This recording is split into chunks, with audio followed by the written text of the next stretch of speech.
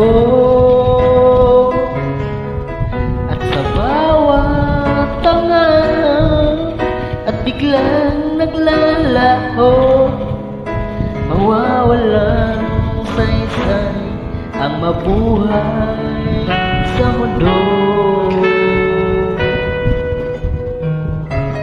Kung masamang panaginip lamang to,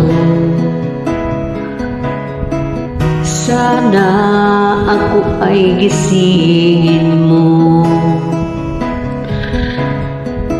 At sa aking pagising, ako iyong yakapin at asa